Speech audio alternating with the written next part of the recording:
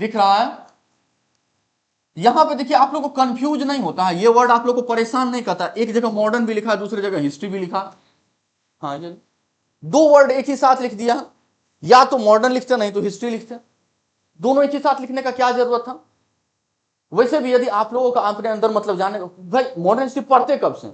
इतिहास तो पढ़ते जाने के भाई, कल जो बीता वो भी इतिहास ही है कि नहीं? लेकिन मॉडर्न हिस्ट्री जो हम पढ़ेंगे कहां से स्टार्ट करेंगे, कहां से स्टार्ट होगा? ठीक है, मान लेते हैं हम कहां बोले 1700 से कुछ इतना से, इसके आगे से हम लोग पढ़ेंगे मॉडर्न हिस्ट्री, यही रहेगा, यही रहेगा। तो हमको एक बात बताइए कि यदि 1699 था तो यहां पर दुनिया क्या था? बेकार था। इस टाइम तक दुनिया बेकार था, क्या था उसको? अच्छा, ये कैसे पता चल गया वो मेडिवल था? मतलब अचानक जो जिस दिन ये इंसान यहां पर जो रह रहा होगा वो यदि 25 साल का हुआ होगा, और यदि यहां पर 26 साल का हुआ, तो वो क्या बोला था? कल तक मेरे जीवन में मेडिवल चला था, आज मॉडर्न हो गया। क्या हुआ उसके साथ? तो देखिए क्या, ये हम अपने पर्पस के लिए चीजों को तोड़े हैं, समझ पा रहे हैं? ये हम अपने पर्पस के लिए चीजों को क्या किए कि यहां से जो स्टडी होगा वो लगभग मॉडर्न सा होगा। अब मॉडर्न बोलने का मतलब क्या हुआ? देखिए हमारे यहाँ इन्फ्लुएंस किसका था? वेस्ट का। वेस्ट समझते हैं ना? वर्ल्ड मैप यहां कहीं लगा है? अच्छा, वर्ल्ड मैप कुछ इमेजिन कर पा रहे हैं आप? हाँ, ग्लोब, ठीक है, ग्लोब तो होगा, लेकिन वर्ल्ड मैप आप कुछ इमेजिन कीजिए। अब आप नॉर्थ अमेरिका साउथ अमेरिका देख रहे हैं, हाँ, उसके बीच में कौन सा पोर्शन आता है? अटलांटिक ओशियन आता है। उसके बाद फिर क्या आता है? इमेजिन कितना करना होगा आपको। आप विजुअल रिप्रेजेंटेशन कैसे कीजिएगा? एक तो आप जब एसएसबी इंटरव्यू में जाइएगा, अच्छा अच्छा, ये धन्यवाद। ये देखिए, ये जो आपके पास ये रहा, ये क्या है? आपको यहां तक दिख रहा है? ये यदि आप इसी को कंप्लीटली देखिएगा, जब वर्ल्ड मैप में देखिएगा तो आपको क्या ये आपको क्या, ये नॉर्थ अमेरिका साउथ अमेरिका, ठीक है। उसके बाद वाला जो पोर्शन है ये क्या है? ये क्या है? अटलांटिक ओशियन है। उसके बाद फिर ये जो है ये फिर क्या, कंप्लीट यूरोप है। उसके नीचे फिर क्या दिख रहा होगा? हाँ, यहां देखिए, उसके ऊपर में क्या, यूरोप, उसके नीचे साउथ अफ्रीका। फिर अचानक आप ये वाला जो पोर्शन देख रहे होंगे, ये वाला पोर्शन जो यहां पर है, यहां पर आपको कुछ इंडिया दिख रहा होगा, दिख रहा इंडिया, फिर यहां पर, और फिर यही टर्न आकर के फिर से यहां पर यही स्टार्ट हो जाता है, समझ पा रहे? तो देखिए हो क्या रहा था, पूरे दुनिया पर एक बुद्धिमान राज कर रहा था, पूरी दुनिया पर एक बुद्धिमान राज कर रहा था। अच्छा, आप लोग वेब सीरीज देखते हैं? वेब सीरीज वाइकिंग देखे हैं? नाम सुने हैं? नाम सुने, देखिएगा नहीं, सिलेक्शन के बाद देखिएगा, देखिएगा नहीं। देखिए होता क्या, हाँ नहीं, पूरा नहीं देखना, 6 सीजन है, देखना नहीं। यहां देखिए, आप इस लाइन को देख पा रहे हैं? इस लाइन को देख पा रहे हैं? दुनिया 1454 से पहले नहीं जान रही थी कि नॉर्थ अमेरिका साउथ अमेरिका भी है। देखिए आज मात्र समा बांध रहे हैं कि एक्चुअली हम आपको पढ़ना क्या, ये मॉडर्न हिस्ट्री को मॉडर्न बोल क्यों रहे, ठीक है ना? इस चीज का यदि हमारे पास समझ विकसित हो जाए तो फिर अगला 25 क्लास आपके लिए मजाक होगा। बाकी सब क्या, एक इवेंट है। हम अचानक यदि आपको बताने हैं कि भाई साहब यूरोप कौन था, कहां से आया, क्यों आया, आपके लिए भी जानना जरूरी कि कौन थे, कहां थे, समझ पा रहे? ये 1454 से पहले नहीं जान रहा था दुनिया इसको। अचानक क्या हुआ, ये देखिए यहां पर एक रूट है, क्या आप देख पा रहे हैं? यह पूरा एशिया और यूरोप, पूरा अफ्रीका, तीनों एक ही साथ लग रहा है कि मिला हुआ।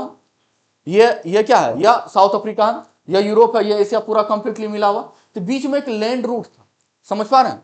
जो समुद्री रास्ता होता है उसके अलावा भी एक रूट था, उससे क्या हो रहा था? ट्रेड हो रहा था। अचानक एक साल आया 1498 1454, वहां पर ये ट्रेड रूट को क्या कर दिया? बंद कर दिया गया।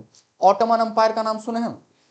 हाँ, उस अंपायर ने क्या किया कि भाई साहब अब आज के बाद इधर से कोई ट्रेड नहीं करेगा, कोई नहीं ट्रेड करेगा। ट्रेड मतलब समझते हैं कि नहीं? दुनिया पूरा बंधा हुआ, ट्रेड नहीं करेगा। अब अचानक क्या हुआ दुनिया को, तो यदि ट्रेड आज बंद हो जाए तो क्या कल दुनिया बंद हो जाएगा? नहीं। तो जो बुद्धिजीवी लोग हैं वो निकल पड़े दुनिया को खोज करने के लिए। तो आप एक वर्ड बार बार सुनते होंगे कि भारत का खोज किए, कौन किए? तो भारत क्या कोई चिड़िया था जिसको कोई खोज सकता है? कैसे खोज किए भारत का?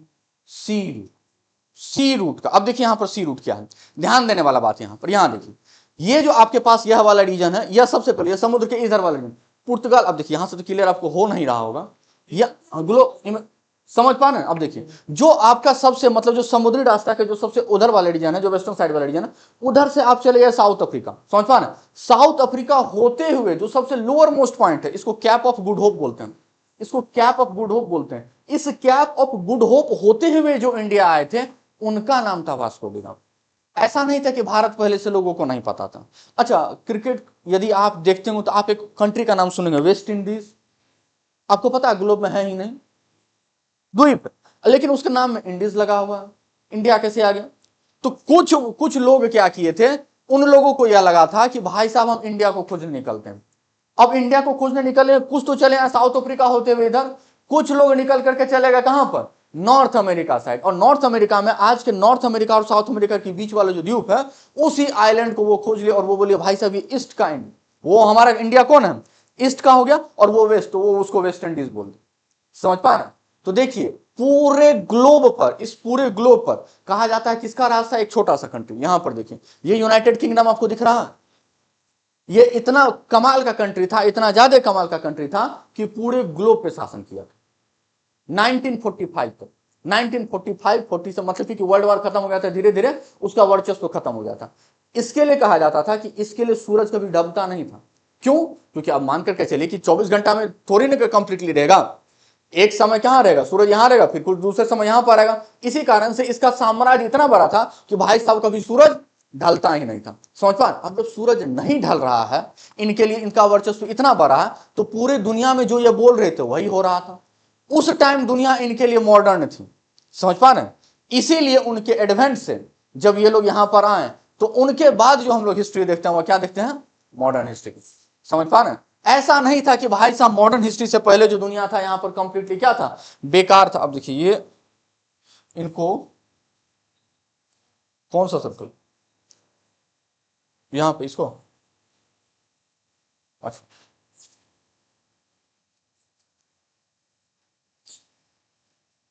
हमको आदत है कुछ इस तरीके से रब करने।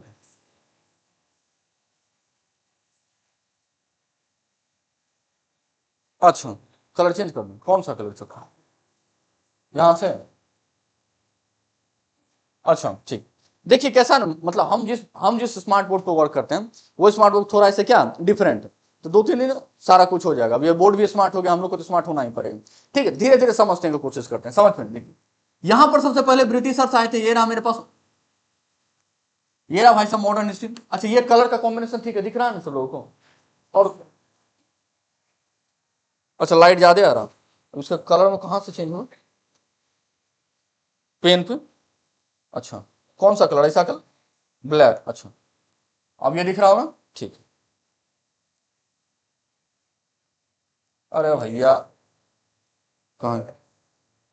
चलो देखिए ध्यान दीजिए क्या, अब हम लोग जब मॉडर्न हिस्ट्री देख रहे होंगे, अच्छा तो आप लोग को क्या करवाते, सर लिखवाते भी थे और उसके बाद फिर सीट्स भी प्रोवाइड करते थे, ठीक है, लिखेंगे भी साथ में, सीट्स भी प्रोवाइड करेंगे। चल यदि हम लोग मॉडर्न हिस्ट्री में देखेंगे तो सबसे पहले हम, अच्छा पेन, तो देखिए हम आज बतला देते कि हमारा कोर्स ऑफ स्टडी होगा क्या, ठीक है ना। अगले 25 दिन तक आपको नया नया कुछ जानने को मिलेगा, तो हम किस किस तरीके से आगे बढ़ेंगे वो हम पहले आपको बताते हैं। देखिए सबसे पहले क्या होगा, एडवेंट ऑफ यूरोप देखेंगे, क्या देखेंगे,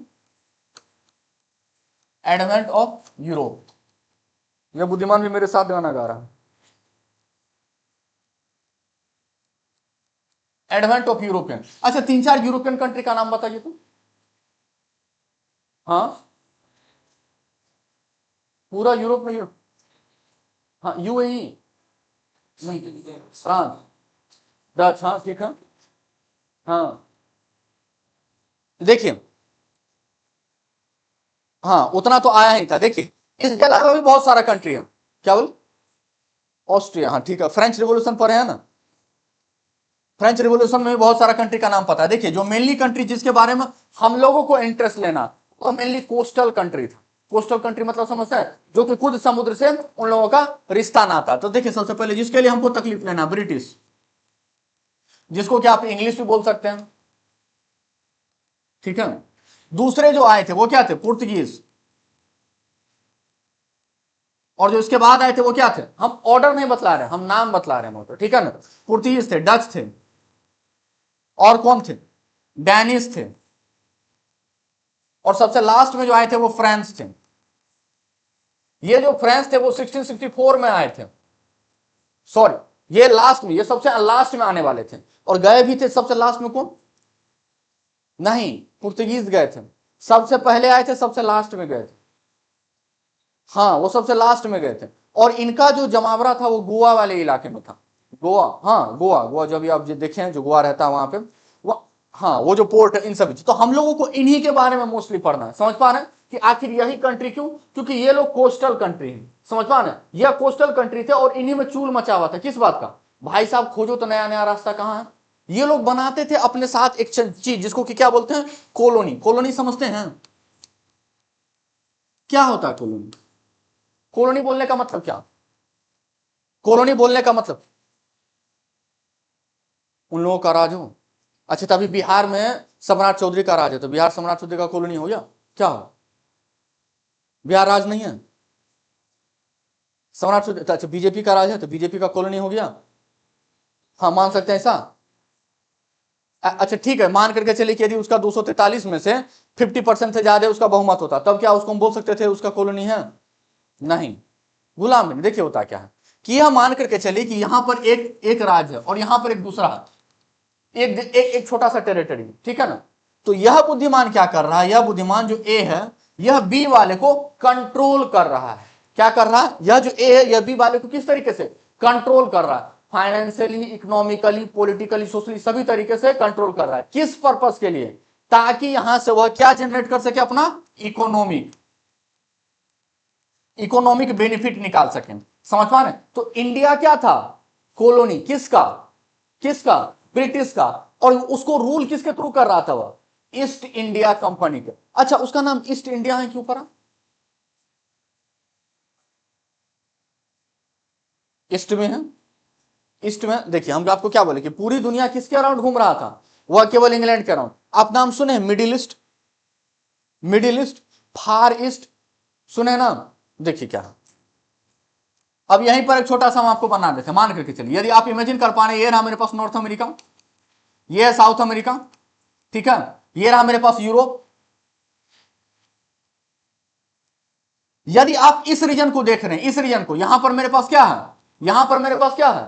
यहां पर मेरे पास क्या? ब्रिटिश है। अब इस बुद्धिमान से थोड़ा सा आप इधर आ जाइए और यहां पर आप इधर आ जाइए, तो यहां वाला जो रीजन है उसको क्या बोलेंगे?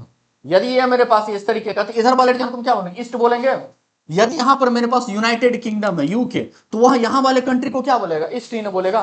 और चूंकि वह इंडिया में रूल हो रहा था, इसलिए उसको क्या बोला? East India company. अच्छा, हम लोगों से और भी ज्यादा दूर है जापान, हम लोगों से और भी ज्यादा दूर है सिंगापुर, उसको वो लोग फार ईस्ट बोल रहे थे। क्या बोले थे? फार ईस्ट। उसको यहां पर जो भी है उसको क्या बोल रहे हैं? फार ईस्ट। अच्छा, मिडिल ईस्ट किसको बोलते हैं? आज जब हमारे दिमाग में मिडिल ईस्ट आता था, हम लोग सब किसको समझते हैं? वह कंट्री जो भी, हाँ, अरब कंट्री। तो मिडिल ईस्ट क्या? ये देखिए, यहां पर वो खुद लाई कर रहे हैं, यहां पर ईस्ट है, तो बीच वाले रीजन को वो क्या बोलती है? Middle east. समझ पा ना? तो इस तरीके से वो रीजन को क्या किए थे? बाइफरकेट किए हुए थे, ठीक है। तो अब वो जो ईस्ट इंडिया कंपनी इंडिया में आया, वो कर क्या रहा था? ट्रेड कर रहा था, लेकिन किसके नाम पे ट्रेड कर रहा था? ट्रेड कर रहा होगा, मान करके चलिए कि आज हम यहां पर हैं, ठीक है, हम यहां पर ट्रेड करना चाहते थे, कुछ तो बोले ना कि देखो भैया हमको वो भेजा है, हम तुमसे ये चीज। किसके नाम पे? ब्रिटिश के क्राउन के नाम पे। किसके नाम पे? ब्रिटिश के क्राउन के नाम पे। अब वह ब्रिटिश के क्राउन के नाम पे यहां पर ट्रेड कर रहा था। यहां पर भी पहले से तो कुछ लोग थे, वो इसको ट्रेड करने क्यों दे दिए भाई? आप समझ पा रहे हैं? ऑर्डर समझ पा रहे हैं? हम लोगों को ये सब चीज पढ़ना, हम आज पढ़ा रहे हैं, हम ये बतलाने कि हम लोग को पढ़ना क्या क्या। समझ पा रहे हैं? सबसे पहले तो इस पचेरे को समझना कि भाई साहब यहाँ के जो एग्जिस्टिंग लोग थे वो अचानक मान कैसे गए, ये बात पहले समझना। तो यहाँ पर एग्जिस्टिंग कौन कौन लोग थे? मुगल थे, हाँ, और कौन कौन थे? मराठास थे, मराठास थे, और कौन कौन थे?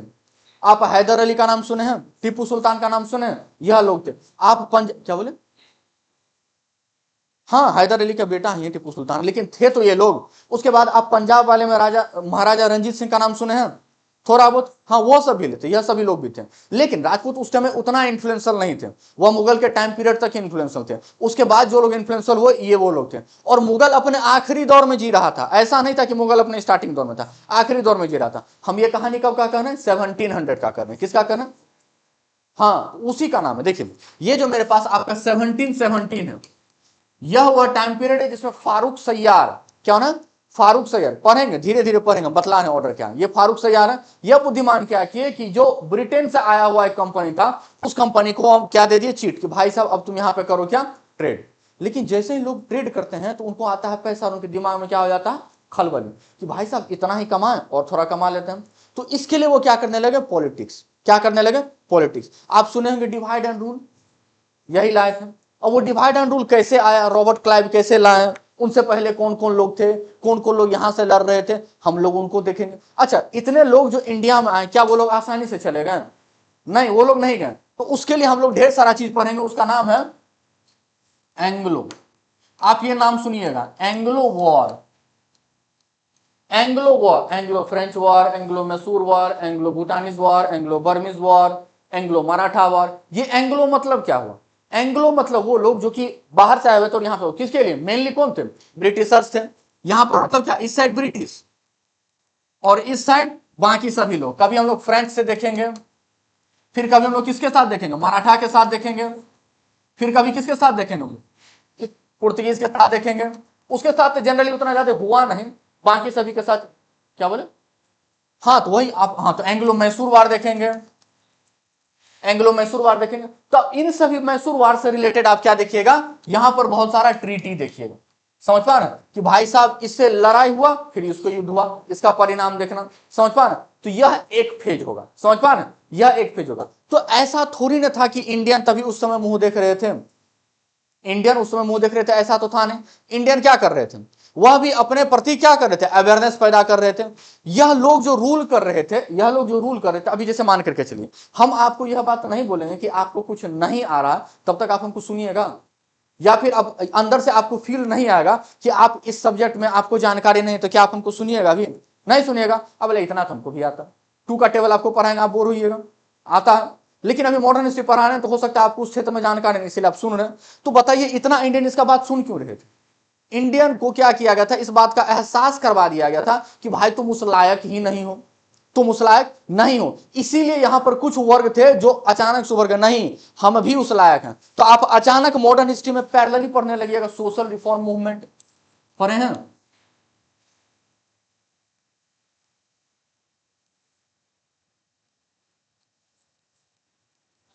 Social reform, social reform movement. अब सोशल रिफॉर्म मूवमेंट का अचानक पढ़ने का तुक क्या है, समझ में आया?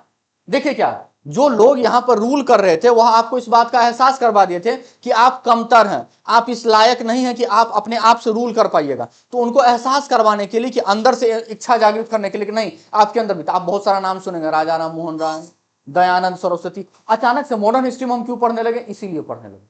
समझ पा रहे हैं? तो बहुत सारे लोगों का आप नाम सुनिएगा। कौन कौन से? और कुछ नाम बताइए। राजा राम मोहन राय, ट्रिपल आर जो है। और कौन से हैं? दयानंद सरस्वती। और कौन से हैं? ज्योतिबा फुल्ले। और बताइए। ईवी रामास्वामी नायकर। नहीं, रानी लक्ष्मीबाई किसमें क्या पढ़ेंगे? नहीं, इसमें क्यों पढ़ने? Social reform. समझ पाने कि सोशल रिफॉर्म मूवमेंट पढ़ने का क्या वजह है? तो ये हम पढ़ेंगे, ये सेपरेट टॉपिक हुआ। अब जब सोशल रिफॉर्म मूवमेंट हम पढ़ लेंगे तो फिर अचानक पैरेलली दुनिया भी आगे बढ़ रहा है, तो इस हिसाब से वह भी अपने आप को चेंज करने लगेंगे। उन लोगों को, ब्रिटिशर्स को जरा समझ में आने लगेगा कि नहीं, इन लोगों को ऐसे नहीं रूल किया जा सकता है। स्टार्टिंग में आप पढ़िएगा डिवाइड एंड रूल पढ़िएगा, लॉर्ड डलहौजी का डॉक्ट्रिन ऑफ लेफ्ट पढ़ लीजिएगा कि भाई साहब तुम्हारे पास वारिस नहीं तो तुम्हारा सारा जमीन मेरा, अब तरीका नहीं अपनाया जाएगा। फिर अचानक आपको पढ़ना पड़ेगा रेगुलेटिंग एक्ट। नाम सुने हैं? रेगुलेटिंग एक्ट कि नहीं देखो यहां पर जो नियम कानून अपनाया जा रहा है वो प्रोसेस के थ्रू आ रहा है, ठीक है ना। तो अचानक से आपको क्या पढ़ना पड़ जाएगा? रेगुलेटिंग एक्ट,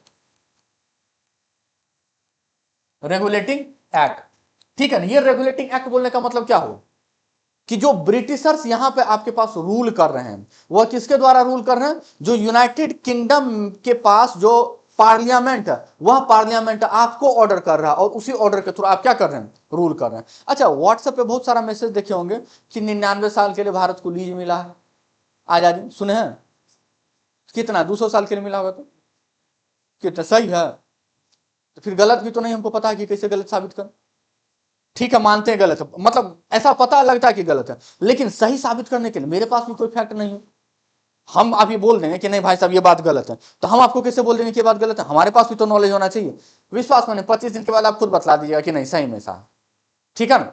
तो देखिए हो क्या रहा था, यह लोग एक एक्ट के थ्रू बात कर रहे थे। किसके थ्रू बात कर रहे थे? एक्ट के थ्रू। कि यहां पर अब जैसे मान के चलिए कि कल को हम एक कानून बना दो, नीचे कानून बना दे कि लेफ्ट साइड चलना है, राइट साइड चलना है, ठीक है ना। आप लेफ्ट के बजाय राइट साइड चलने लगे तो हम आपको 2000 रुपया फाइन दे देंगे। लेकिन गांधी मैदान के भीतर यदि आप चलिएगा लेफ्ट राइट को फर्क पड़ेगा? नहीं पड़ेगा। रोड पर चलिएगा तो फर्क पड़ेगा ना। तो यह कानून बना कैसे? यह कानून बना कैसे? अंग्रेज कानून बना के ला रहे थे। अब इसी के विरोध में कौन लोग आगे खड़े होगा? कौन लोग आकर के खड़े होगा? दो रोल, दो लोग, दो गुट बन करके आ गया। और इसी में जो सबसे पहले लोगों को बताना है कि देखो तुम्हारा जो देश गुलाम है ना, वह गुलाम केवल एक चीज से नहीं है, मानसिकता से ही बस गुलाम नहीं है तुम्हारा देश। तुम्हारा देश जो गुलाम है वो असल में कागज पत्थर पर भी गुलाम है। तो वहां से भी तुमको आजाद करना होगा, नहीं तो मात्र अब सोच करके देखिए कितना अंग्रेज होगा। 2000, हम बोलते हैं 2 लाख अंग्रेजों। लेकिन क्या यहाँ पे प्रेजेंट भारतीयों से तो ज्यादा ही थे वो काबिल, है कि नहीं? यहाँ पे भारतीय कितना होंगे, कितना भी तुमके कंपेरिजन में तो ज्यादा होंगे। भारतीय मान लेते हैं 20 लाख होंगे, तो अंग्रेज कितना होंगे, 2 लाख। सब यदि एक एक को भी मारता फिर भी खत्म कर देता। हम एक बात बतला रहे हैं कि सब यदि चाह ले हम इंसान को खत्म करने का कोशिश करें, कल सब एक ही साथ चले गए गांधी जी के कहने पे कि भाई सब सबको खत्म कर दो, सब खत्म कर दो, तो क्या ये क्यों नहीं कर रहे थे गांधी जी अचानक से? क्यों? क्योंकि आपका देश जो गुलाम था, मानसिक तौर पर ही गुलाम नहीं था, आपका देश जो गुलाम था वह कागज पर भी गुलाम था। और वो कैसे गुलाम था? वो स्टार्टिंग हो गया कब से, 1717 से। आपसे पहले कौन रूल कर रहा था? मुगल। मुगल के पास सारा अधिकार था। मुगल सारा अधिकार किसको दे दिया? अंग्रेज को दे दिया। अब अंग्रेज वही अधिकार को लेकर के आपसे क्या कर रहे हैं? आपका इकोनॉमिक एक्सप्लॉयटेशन कर रहे हैं, आपका सोशल एक्सप्लॉयटेशन कर रहे हैं, आपका पॉलिटिकल एक्सप्लॉयटेशन कर रहे हैं। समझ पा रहे हैं? तो अब अचानक से यहां पर फिर धीरे धीरे आप पढ़ते पढ़ते आप क्या पढ़ने लग जाइएगा? बहुत सारा लॉज, बहुत सारा रूल्स, और अंत में जाकर के जब आप पढ़िएगा तो फिर आप पढ़िएगा गांधीयन फिल्म। गांधीयन फिल्म यह बहुत बड़ा इंपॉर्टेंस रोल प्ले करता है आपके पूरे सिलेबस में। समझ पा रहे हैं? देखिए अब बोले सर इस साल यदि मान करके चले जो एग्जाम हुआ है, इस एग्जाम में तो आपका बहुत सारा वेटेज है, लेकिन डायरेक्टली हम इसको नहीं पढ़ा सकते। इसके लिए समा बांधना होगा हमको कि भैया गांधी जी कौन थे, इनके पिताजी का नाम क्या था, उनकी बहन का नाम क्या था, उनके जो चाचा जी थे, ये सब नहीं पढ़ना भाई। जो चीज पढ़ना वो क्या है? फैक्ट। समझ पा रहे? हम जब यूपीपीसीएस का पेपर दे रहे थे तो वहां पर मेरे से एक सवाल पूछा गया, बाल गंगाधर तिलक का नाम जानते हैं? बाल गंगाधर तिलक का चौथा कंधा कौन लिया था? अब समझ पा रहे सवाल क्या है? अर्थी उठता है तो 4 लोग कंधा लेते हैं, बाल गंगाधर तिलक का चौथा कंधा कौन लिया? अब बताइए, ये सवाल है? तो ये सब सवाल के लिए आश्चर्यचकित नहीं होना, अरे भाई ये सब नहीं पढ़ना। कुछ कुछ बेतुका सवाल यदि आपको मिल जाए तो उसको नोट्स बना करके साइड कर देना, उसके लिए नया किताब नहीं खंगालना, ठीक है ना? गांधीयन एरा का एक लिमिटेड टॉपिक है, एक लिमिटेड पैटर्न है, उसी लिमिटेड टॉपिक लिमिटेड पैटर्न के साथ क्या करना है? आगे बढ़ना। तो अब समझ आ रहे हैं यहां से 2 चीज कब स्टार्ट हुआ? तो ये जो बुद्धिमान स्टार्ट हुआ, ये चीज होते होते तक हम कब आ चुके थे? 1885 तक। समझ पा रहे? हम कहां तक आ चुके थे? 1885। तब तक कांग्रेस बन चुका था। कांग्रेस तब तक बन चुका। कौन बना था कांग्रेस? एओ ह्यूम। अरे नहीं, एओ ह्यूम। एओ ह्यूम नाम सुने हैं? एओ ह्यूम। ये बुद्धिमान थे जो उस टाइम कांग्रेस बनाए थे, समर्थन किए थे कि भाई साहब कांग्रेस बनना चाहिए। अच्छा, कांग्रेस को क्या बोला जाता था? नहीं पता? कुकर पता है? कुकर, कुकर में एक सेफ्टी वाल्व होता है। तो असल में कांग्रेस क्या था? अब देखिए, हम ऐसा नहीं कि आपको, ये वही कांग्रेस है जो आज रूल कर रहा है, लेकिन ये वो कांग्रेस नहीं जो उस टाइम का कांग्रेस था। समझ पा रहे? क्योंकि विचारधारा लोग बहुत सारे बदल जाते हैं। जो इंस्टीट्यूशन होता है वो इंस्टीट्यूशन नाम से नहीं, उसमें काम करने वाले लोगों की विचारधारा से बनता है। समझ पा रहे? तो उस टाइम जो कांग्रेस था, उस टाइम का कांग्रेस क्या चाह रहा था? हमारा जो देश है वह आजाद हो जाए। और आजाद कैसे हो जाए? सोशली, पॉलिटिकली, इकोनॉमिकली, हर एक तरीके से आजाद हो जाए। समझ पा रहे? आप मार के उसको लाठी से भगा देगा, लेकिन आप ना सोशली, इकोनॉमिक, सोशली और पॉलिटिकली आजाद नहीं हो पाते। तो इस चीज के लिए क्या आ रहा था? Rules and regulation. तो यह जो फेज चला वो कब तक चला? 1917 तक।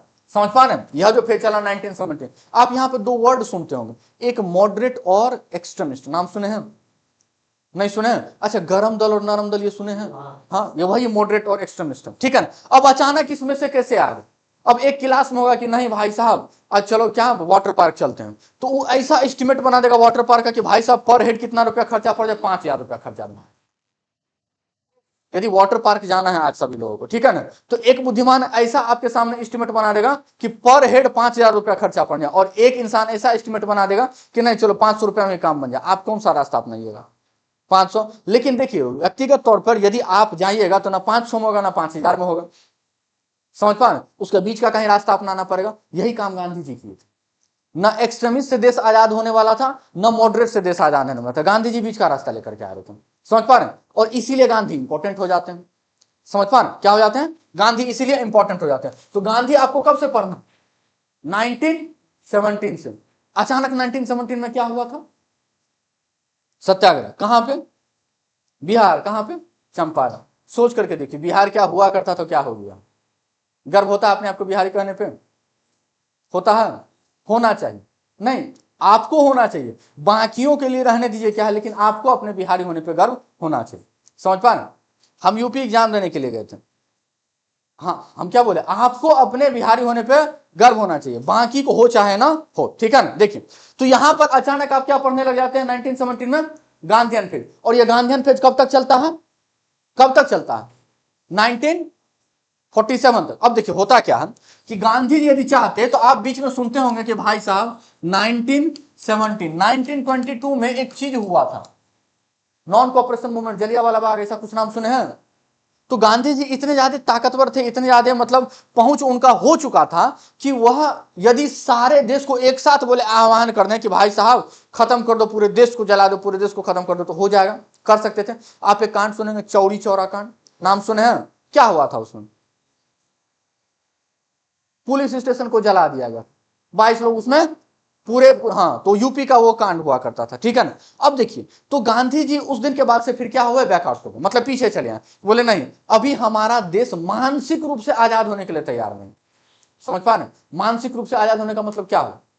अभी आप जैसे मान करके चले कि अभी हम बोले कि खाना खाए हो, नहीं खाना खाए, चाइनीज खाएंगे, घर में यदि मान करके चलिए बाहर किसी के पास जाए, बोलेंगे भाई साहब चाइनीज खाए हो, हैं, तो फिर आप बहुत शौक से बताएंगे भाई चाइनीज प्लेटर में ये आता है, वो आता है, दुनिया जान, आप 7 तरीका बता दिए। लेकिन घर में यदि किसी को यदि बतलाना हो, कोई नए लोगों को बतलाना, भाई पता है दाल भात चोखा खाए हम, तो थोड़ा शर्म करेंगे कि भाई दाल भात चोखा में वो बात नहीं है।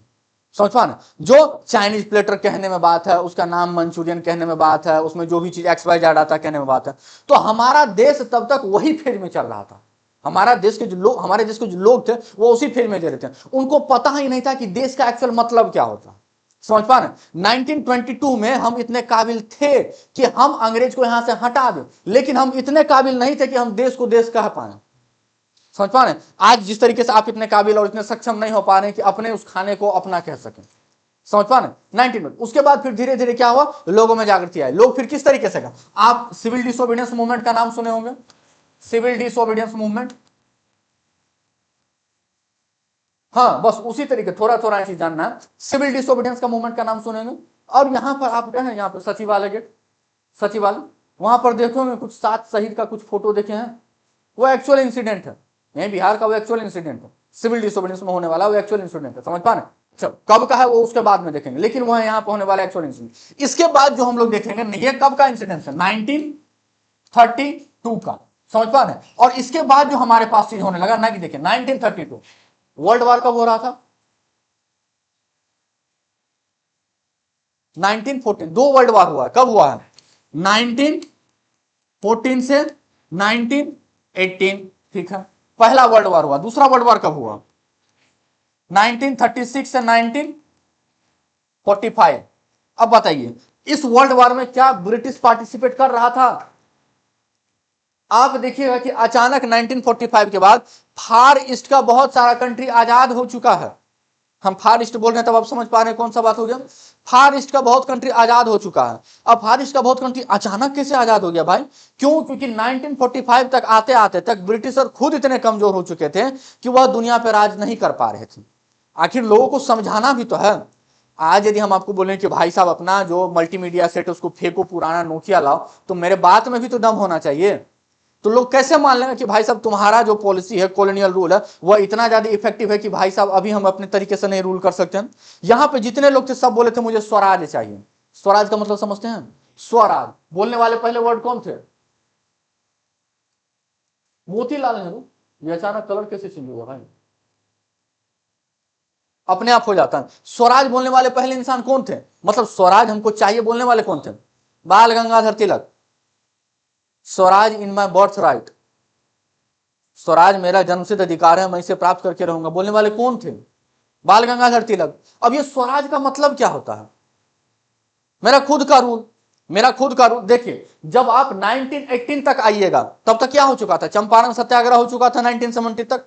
तो यहां तक वो लोग तो कहीं बात में ही नहीं थे, अंग्रेज इस बात पे मान ही रहे थे कि हम आपको आपका अधिकार दे देंगे, आपने आपको रूल करने का। अच्छा देखिए, हम लोग जो पूरा मॉडर्न हिस्ट्री पढ़ते हैं वो असल में पॉलिटिकल एस्पेक्ट है, हिस्ट्री को देखने का एक पॉलिटिकल तरीका। समझ पा रहे इसका कहने का मतलब क्या हो, असल जो हिस्ट्री है वो केवल एंसेंट हिस्ट्री है और थोड़ा बहुत मेडिवल है। एंसेंट हिस्ट्री में हम लोग क्या पढ़ते हैं, इंडस वैली सिविलाइजेशन, मोहनजोदारो, फिर उसका क्या पढ़ते हैं, मौर्यन अंपायर, चोला अंपायर, चेरा अंपायर, इन सभी के बारे में पढ़ते हैं।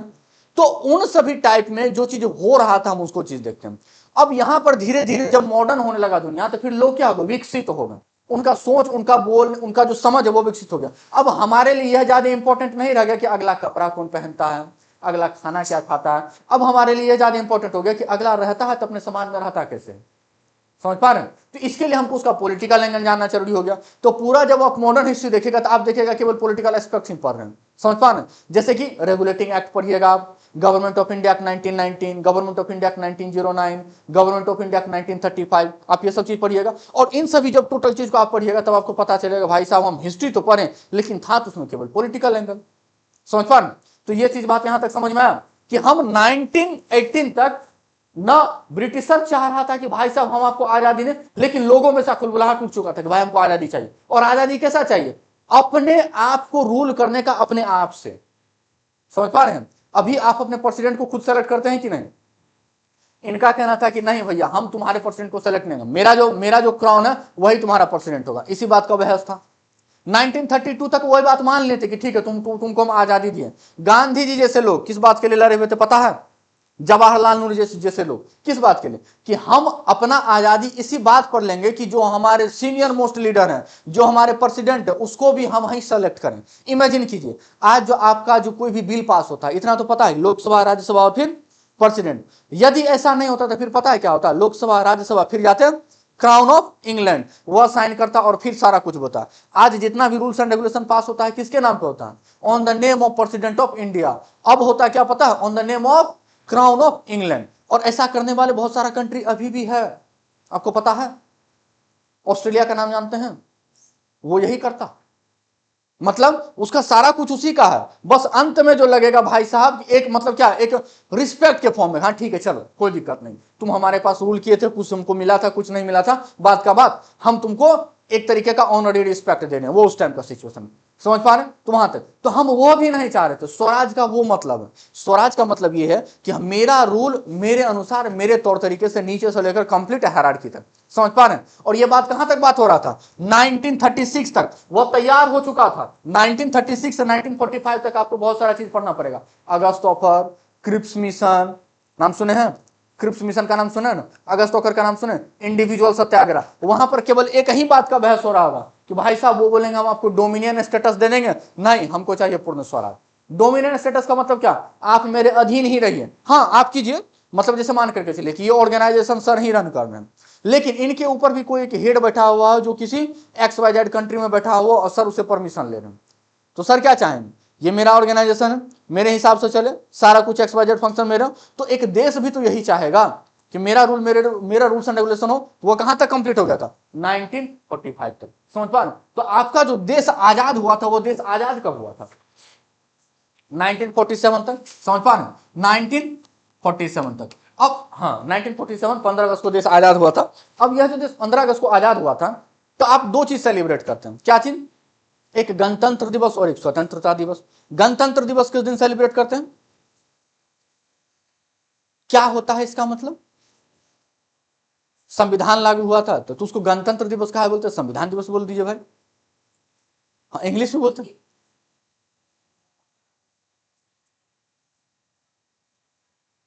वही तो वर्ड है, रिपब्लिक का मतलब क्या होता है, वही तो हम पूछ रहे हैं।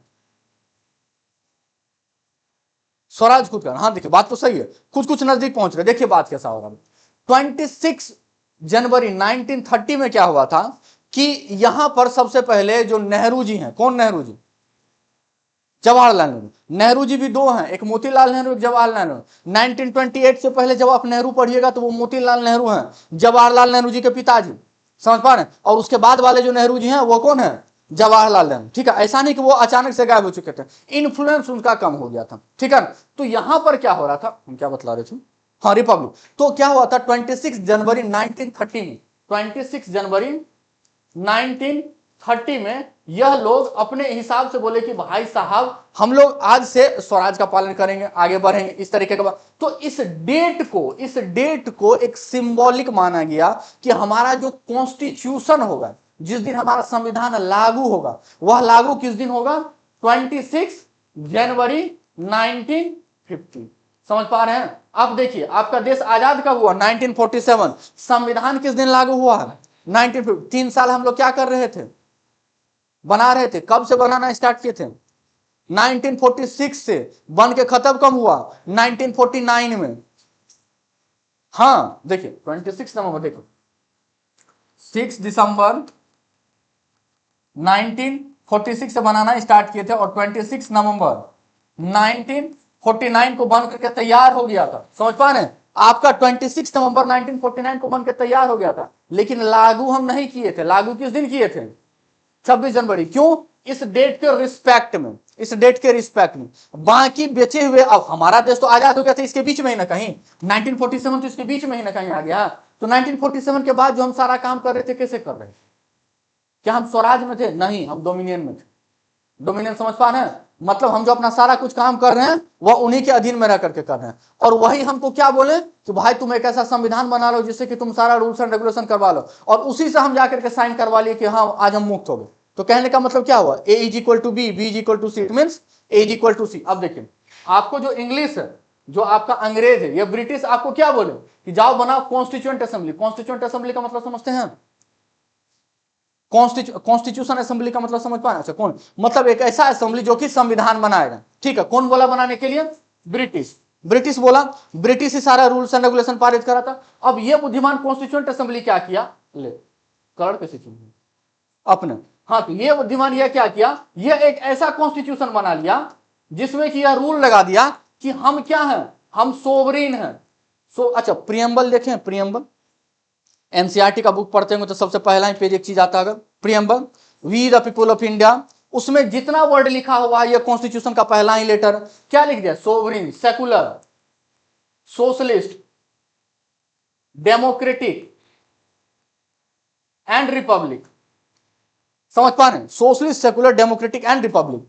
तो इन पांचों वर्ड को लिखवा दिया गया, जिसका कंप्लीट जो जिस्ट है वो यही है कि हम स्वराज को फॉलो करते हैं। ठीक है, हम किसको फॉलो करते हैं? स्वराज को। अब देखिए ब्रिटिश बोला कि भाई साहब कॉन्स्टिट्यूएंट असेंबली बनाओ, वही सारा कुछ कर रहा था। अब बुद्धिमान ये कॉन्स्टिट्यूएंट असेंबली एक ऐसा कॉन्स्टिट्यूशन बना दिया जो कि स्वराज करवा रहा था, लागू करवा रहा था। अब स्वराज से जो यहां पर होना ये, अच्छा ये कॉन्स्टिट्यूएंट असेंबली है, तो फाइनल कैसे होगा? फाइनल कैसे होगा? तब ना जाकर के जब आप अप्रूव कीजिएगा, ये बुद्धिमान जाके अप्रूव भी ब्रिटिश से करवा लिया। हाँ नहीं, वो सारा कुछ था ए टू जेड। ऐसा नहीं था कि वो मूर्ख बनाया गया था।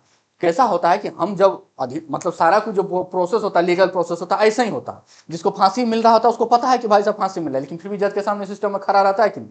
बस वही तरीका है कि यहां पर ब्रिटिशर्स को पता है कि कॉन्स्टिट्यूएंट असेंबली बन रहा है। कॉन्स्टिट्यूएंट असेंबली मिलकर हो क्या रहा था? यही हो रहा था। और उससे क्या निकला? स्वराज। जाके अप्रूव किससे करवा लो? ब्रिटिशर से। तो अब इंडिया क्या होगा? Complete free. इंडिया क्या होगा? Complete free. और तब जाकर के किस दिन हो गया कंप्लीट फ्री? किस दिन हो गया कंप्लीटली फ्री? हुआ था 26 जनवरी 1950 में। आप पे संविधान बनने का जो डेट था वो 6 दिसंबर 1946 से स्टार्ट हो चुका था। वो क्यों हुआ था उसका भी प्रोसेस है, लेकिन कंप्लीटली आप फ्री का हो चुके थे 26 जनवरी 1950। उसके बाद आपके ऊपर किसी तरीके का कुछ भी नहीं चालू कर रहा था। समझ पाए? अच्छा, लेकिन 15 अगस्त के दिन क्या होता है बताइए तो? झंडा फहरता। कहां पे फहराया जाता? लाल किला पे। और 26 जनवरी के दिन क्या होता? राजपथ पे क्या निकलता है? झांकी निकलता है। क्या निकलता है? झांकी। किसके सामने? प्रेसिडेंट के सामने। क्या वो दोनों सेपरेट काम कर सकते हैं? मतलब आज प्रेसिडेंट ने कि भाई साहब आज चलते हैं नरेंद्र मोदी के, आज हम जाके झंडा फहराएं, ऐसा कर सकते हैं? नहीं। सिंबॉलिक समझिए आप। यह जो स्वराज हो रहा है, स्वराज हो रहा है किसके दिन मिल रहा है? प्रेसिडेंट। मतलब आपके जो सीनियर मोस्ट आदमी है, कौन है? प्रेसिडेंट है। वह आप खुद ही उसको सेलेक्ट करने, इसका मतलब रिपब्लिक होता है। समझ पा रहे हैं? जो आपके सीनियर मोस्ट अधिकारी हैं, जो आपके सीनियर मोस्ट लीडर हैं, उनका नाम क्या? प्रेसिडेंट। उसको कौन सेलेक्ट कर रहा है? आप खुद सेलेक्ट कर रहे हैं। और वो क्या है? रिपब्लिक होने का निशानी। इसीलिए उसके सामने से पूरा गोला बारूद दुनिया जहां निकलता, शक्ति प्रदर्शन। समझ पा रहे हैं कि पूरा दुनिया देखे कि हम चीज क्या है। समझ पा रहे हैं? ये क्या होने होता? रिपब्लिक का निशानी। समझ पा रहे हैं? और 15 अगस्त 26 जनवरी को क्या, 15 अगस्त 1947 को क्या हुआ था कि नेहरू जी लाल किला पे झंडा फहराए थे। समझ पा रहे? नेहरू जी क्या किए थे? लाल किला पर झंडा फहराए थे। तो देखिए, एक होते हैं रियल हेड और एक होते हैं एक्चुअल हेड। मतलब जिस तरीके से, हाँ ठीक है, कागज पत्र पे हेड कौन है? प्रेसिडेंट। लेकिन एक्चुअल में हेड कौन है? Prime minister. तो प्राइम मिनिस्टर के पास टोटल पावर रहेगा। तो वो किस दिन आया? जिस दिन हमारा देश आजाद हुआ। और वो किस दिन था? 15 अगस्त। तो इसीलिए 15 अगस्त को झंडा कौन फहराते हैं?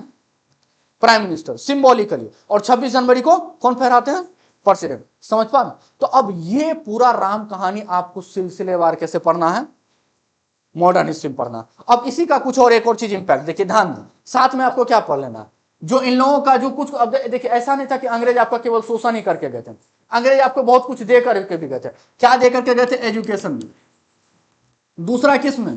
प्रेस में, समझ पा रहे हैं? तो इन दोनों को सेपरेटली पढ़ना है, एजुकेशन और प्रेस में उनका क्या योगदान था, समझ पा रहे हैं? यह पढ़ेंगे। और क्या पढ़ेंगे? और पढ़ेंगे, देखिए जितने भी वाइसरायज हैं, वाइसराय समझते हैं, वाइसराय ने वह अपने पूरे कार्यकाल में क्या क्या बेहतरीन काम किए थे, उसका एक सेपरेट सीट हम आपको प्रोवाइड कर देंगे। क्या बोले? अब बोलिए, नहीं पूछिए।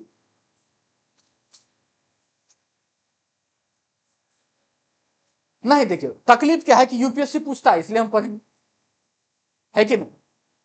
हम लोग उसी के बारे में नहीं पढ़े। देखिए ऐसा नहीं है कि वो लोग सब, देखिए हाँ बोलिए क्या, अब वही तो बोल रहे हैं कि जो कुछ भी उसको वाइसराय में पढ़ेंगे। लॉर्ड डलहौजी का जो आप बात कर रहे हैं उसको हम किसमें पढ़ेंगे? वहां पे वाइसराय में पढ़ेंगे।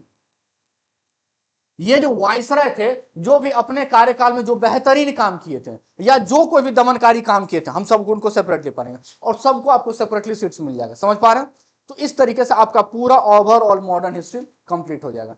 अब जब आप रिवीजन करने बैठिएगा, यदि जब आप 25 दिन के बाद रिवीजन करने बैठिएगा तो किस तरीके से कीजिएगा? PYQ प्लस ये दो चीज। समझ पा रहे हैं? समझ पा रहे हैं? तो मॉडर्न हिस्ट्री कुछ नहीं, मात्र कहानी। लेकिन कहानी भी आपको तभी समझ में आएगा जब आपको यह समझ में आएगा कि आप उस कहानी को पढ़ क्यों रहे। नहीं, अरे क्या बात कर रहे हैं, कुछ नहीं, केवल कहानी। कभी आप अचानक देखिएगा गांधी जी आज परेशान होंगे, सवेरे देखिए गांधी जी खुश होंगे। अब लेकिन वो परेशानी और खुशी का वजह यदि आपको पता है फिर कहानी ही लगेगी। समझ पा रहे? आप अचानक से उठाते हैं, बताइए चौरी चौरा कांड में क्या हुआ था, हमको यही नहीं समझ पा रहा भाई, चौरी चौरा हो क्यों रहा? नॉन कोऑपरेशन मूवमेंट का मतलब क्या, यही नहीं हमको पता। सिविल डिसोबीडियंस का मतलब क्या, हमको यही नहीं पता। हमको स्वराज क्या, हाँ वही तो, हमको स्वराज क्या, हमको यही नहीं पता। तो फिर आपको तो डर लगेगा ही। समझ पा ना? तो मॉडर्न हिस्ट्री से डरना नहीं है। मॉडर्न हिस्ट्री सच में बहुत आसान है, लेकिन तभी आसान है। अब देखिए चीज क्या, हिस्ट्री है, फैक्ट तो है ही, हम इससे नहीं बचेंगे कि भाई साहब फैक्ट नहीं है। हम यहाँ पे मैथ तो नहीं बतला रहे कि भाई साहब हम आपको एक इंटीग्रल कैलकुलस समझा दिए। अब